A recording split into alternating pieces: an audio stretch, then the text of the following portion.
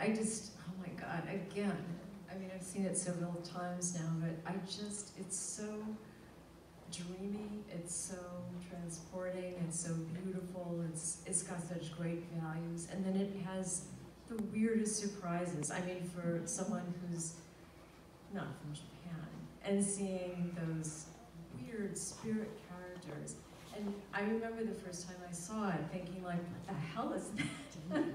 Like when No Face first appears, and some of the strange behavior of the spirits. I just thought, this is too weird, I can't adjust to that. And then a few minutes later, I found myself kind of going, yeah, that's some sort of gluttony or fear, or they all seem to have emotional embodiments that were so powerful and significant. So, well, I think that the film is maybe not necessarily so Japanese. It really is from the mind of Miyazaki. It's really universal. And he really doesn't create a narrative before he starts storyboarding. So with this film in particular, the story was written through pictures. He didn't write a script. And he often works that way, where he'll say, like, the story kind of evolves as he continues to draw. And I think that's where those extraordinarily strange characters come from. Yeah, well, they look right in terms of things that I've seen in Japanese art, and ways of portraying ghosts, right, which are clearly a more complex world of spirits than I think we have in our culture. Our culture tends to be dead people become ghosts, and there's this whole other range and hierarchy of beings that populate that world. Right. Definitely Shintoism comes into play in his film, so the spirits live inside living creatures, trees and animals, and that is very Japanese. Well, and that's very Miyazaki too, because if anyone here has seen like Princess Mononoke, and there's even a reference at the end where Haku says that he couldn't get back to his home because apartments had been built up on it, and he'd lost his river, he'd lost his self. And Princess Mononoke is a very, very kind of environmentally protective, nature-loving film. It's very beautiful also, although this one is more dazzling to me in a way. And Princess Mononoke is quite elaborate. One thing I loved about this movie too is like if you're up on movies like The Incredibles, The Incredibles 2, I'm a big fan. I love those movies, and I love their animation. I mean, they've got it down now through computer graphics, where somebody's hair, like the daughter of The Incredibles' hair is this kind of jet blue-black color, and when she moves it, it shifts and it shimmers, and it's got all these highlights, and it's really detailed. I mean, it's really phenomenal to watch that. But there's something about the hand-paintedness of this, where you see watercolor, you see somebody's hand, and you see how it's drawn. And it has this kind of human character, I think, because of the way that it's put together, that's different from modern animation, which, again, I'm a big fan, but there's like a special kind of beauty, I think, in this movie that's going to certainly endure. Yeah. And there's an incredible attention to detail, like you may notice when Chihiro is running, which means 1,000 searches, by the way, but when she's running, you can see like the dirt on the bottom of her feet. When she puts her shoes on, she taps her toe at the end to make sure that they're actually on. When the dad hits the brakes on the car, you can see they're anti-lock brakes because they shutters. I mean, the attention to making it seem as real as possible, I think, is very unique to Miyazaki. I was thinking, I totally agree, and then also there was the way that he uses her body language is so touching. It was killing me, like scene after scene after scene, like when she tries to be brave and her face gets this incredible awkwardness, and it gets all screwed up, and her tears, and she just, I mean, you're so emotionally there just because of the way that it's drawn, and by the amount and kind of of things that he gives the audience to empathize with. It's a profoundly empathetic movie, I Yeah, think. I noticed, I've only seen this on a tiny little screen on my daughter's DVD player, so this is the first time I saw it on the big screen. And in the beginning, when Chihiro is running, she runs like this. And then at the end, she's much more poised, and there's, you know, she's been matured throughout the duration. Like in the beginning, she's really bratty. She's in the backseat of the car, she's sullen and whining, and then she's really become an adult. There's a great scene, and it actually scares me every time I see it, like from a dream. I mean, so much of this is so profoundly oniric, but when she has to get to the guy who's running the machinery with all the little soot balls that carry the coal, when she has to go down those stairs, and she like sits down, and then she like puts one leg down, and then she slides her butt, and then the other leg down, she slides her butt down, and then she slips and she falls, and then she just runs down the whole rest of the way.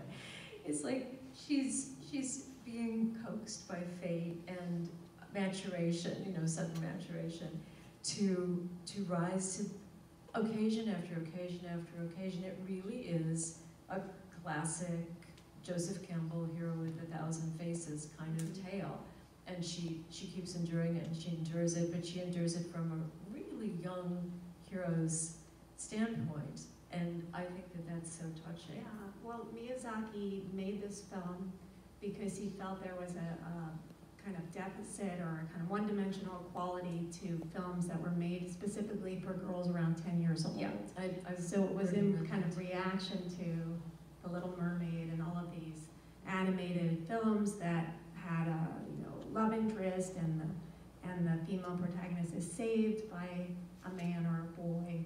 And so in this, she is really defining her own destiny, and at the end, she even leaves him behind. Oh, yeah, when she and Haku part, it's not like, oh, how can I live without you? It's like, okay. And then she doesn't look back, you know, and you're cheering because, not because you don't want them to have the love interest, because it's clearly there, but it's such a kind of bigger and more substantial thing than a crush or a, you know, mere attraction.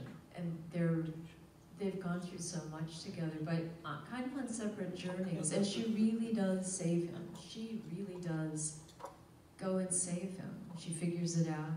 And then she even takes the test at the end, which is kind of crazy.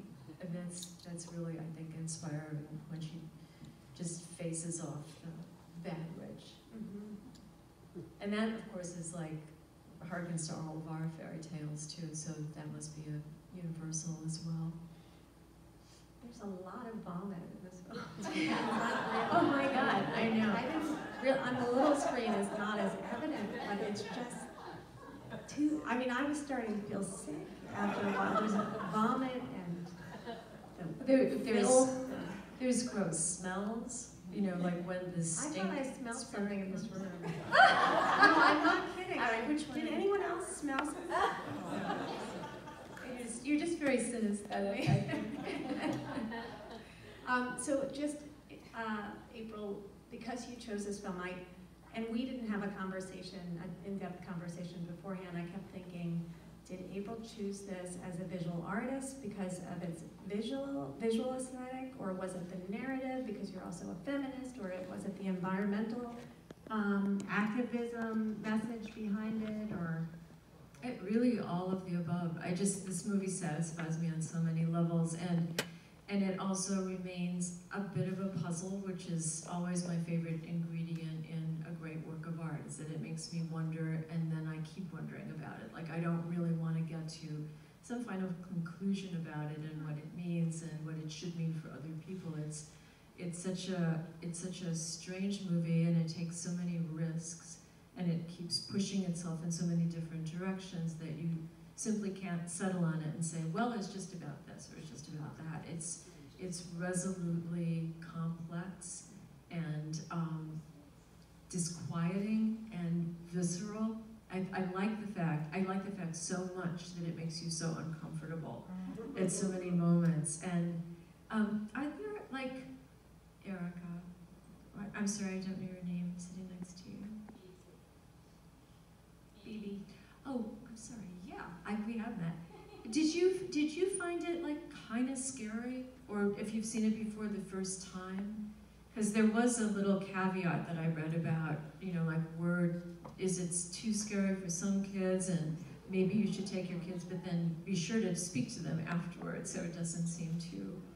I thought it was scary. It was scary, yeah, but no more. And it was no more than like The Wizard of Oz, for instance. I don't think.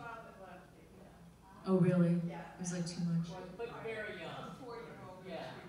Yeah, yeah.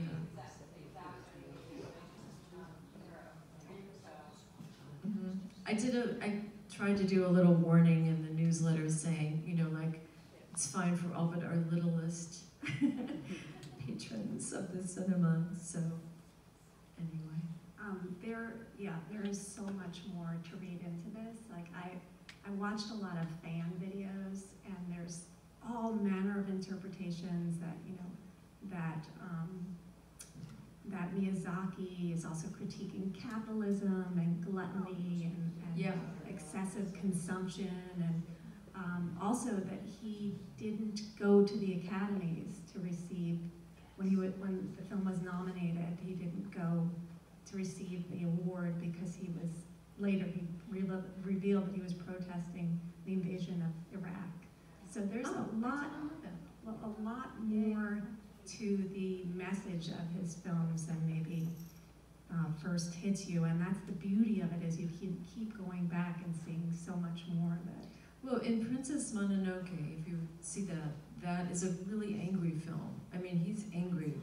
It's a beautiful film, but there's a quiet rage in it, I think, about the destruction of the environment that's very justifiable. And this is more subtle. There's different things built into this, certainly.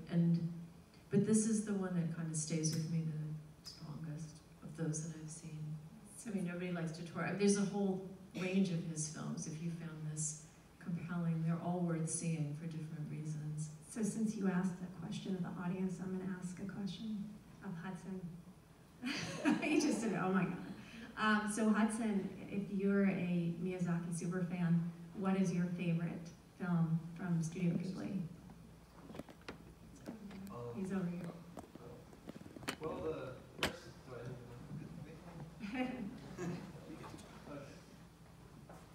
Hello. Hello.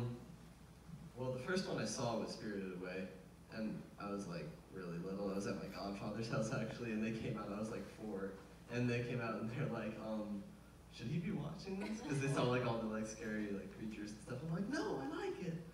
So that one probably, and then if not that, maybe The Wind Rises. Was that? I think that was his.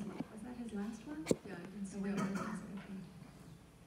Does anyone have any questions? We don't want to keep you too long because it's really late, and I know it's a long film. Thank you. It was really a fascinating film. Of course, the lesson about gluttony was quite obvious and quite apparent. Have you thought about the impact on the author's psyche of Hiroshima and Nagasaki and how that played out in the film at all? You know, there is a film that he made about the bomb, and it is one of the most disturbing films I've ever seen. There's 2 children, I think it is his. It takes place in the aftermath of the bomb, and the children are starving. They're trying to keep each other alive, and they're starving because they can't get rice, and they're catching fish in rivers and eating it, and they're eating all these other like high protein foods, but they're dying because they can't get rice. And just from a nutritional standpoint, I confess, I was moved by the film. It made me cry. I was very worried about it. I was very disturbed. Word for the children, but there were certain points when I kept thinking, now wait, nutritionally this doesn't make sense because, you know, white rice, and that's the thing that you're going to die from. But it's a very upsetting film, and it's probably one of those things that we should all watch. Like, we should all learn about all the things in American history that are ignored, like slavery and the extermination of indigenous peoples. Like, we all need to experience the havoc that we've all wreaked on each other, and not just Americans on people here, but just general iniquities are important to experience, and film is a great way of doing it. That wasn't my favorite film. It was not because of the subject, just because of the way it was made.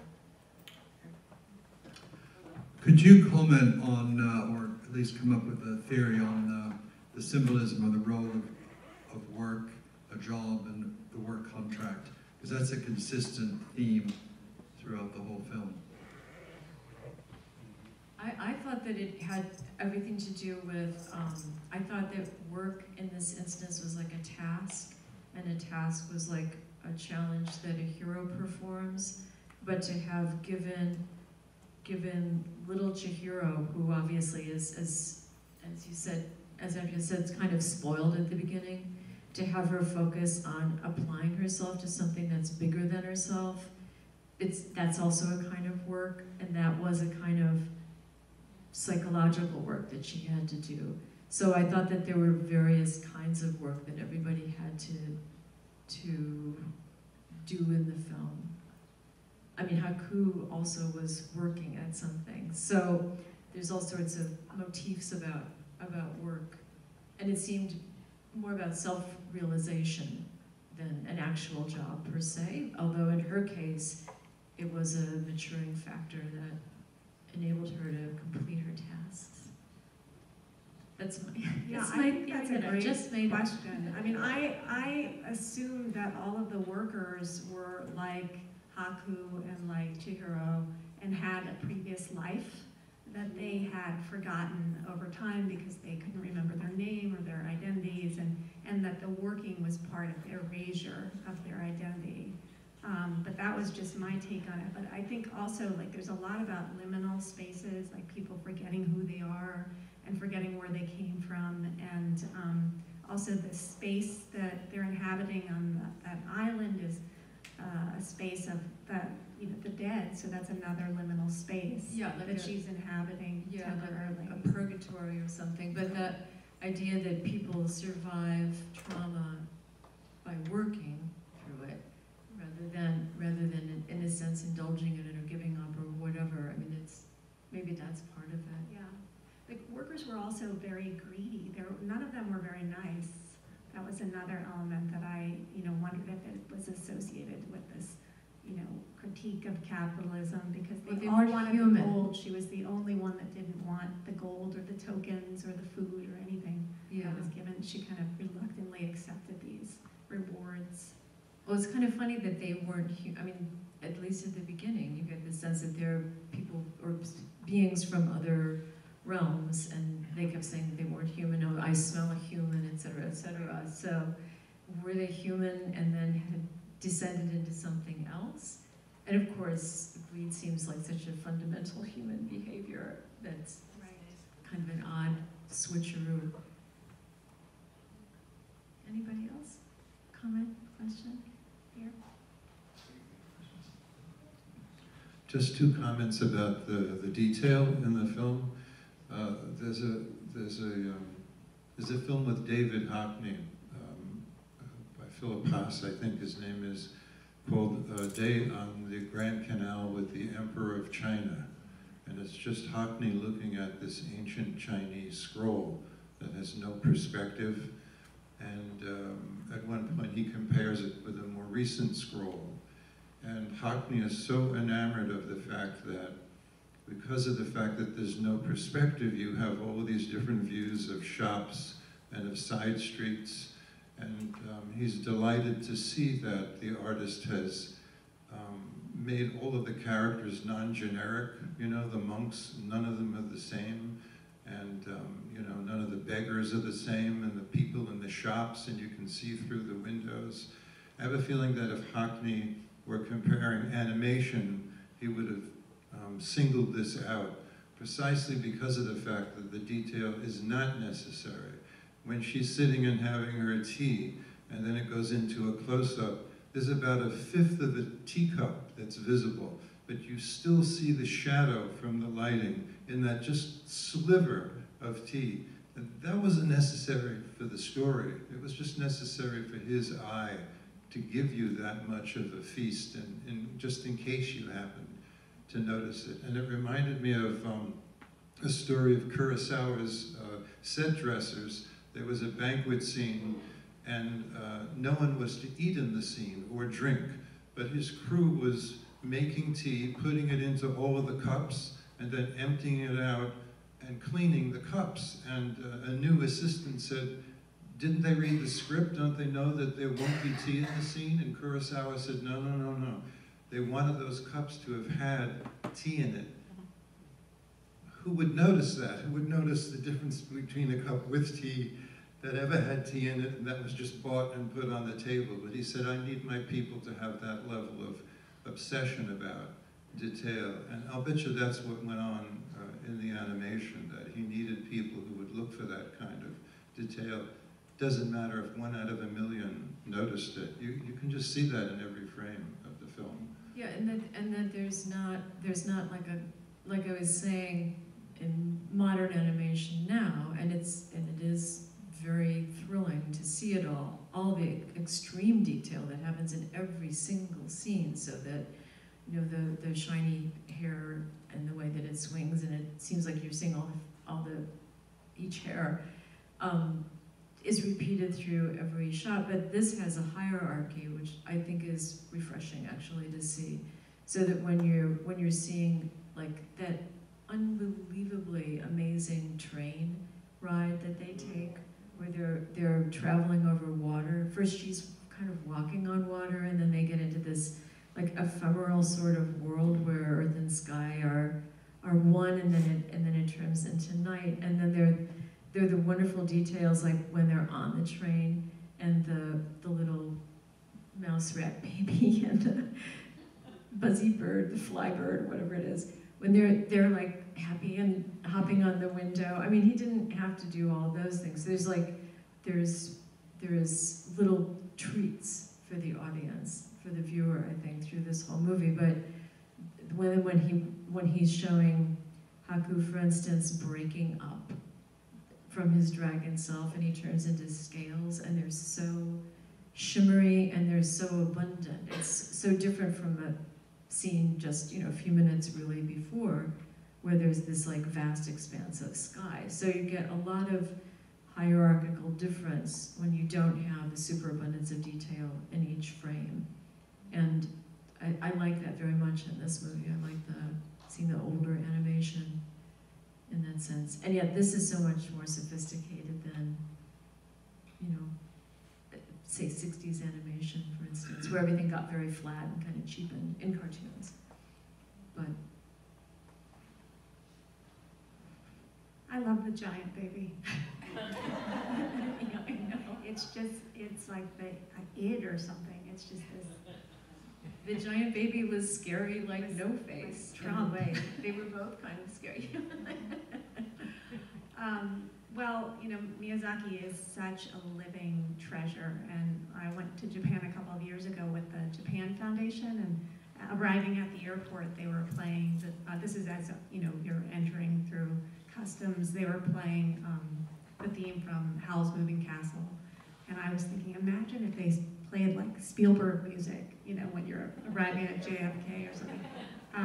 But anyway, I want to thank you, April, so much for inviting me to speak with you and for allowing me to see this for the first time on the big screen, and for everyone who hung out here. And what's coming up next that people should Our last movie of the Artists Love Movies series will be on the 16th. We're skipping next week because it's Harbor Fest weekend, and we didn't want to get into that hot mess.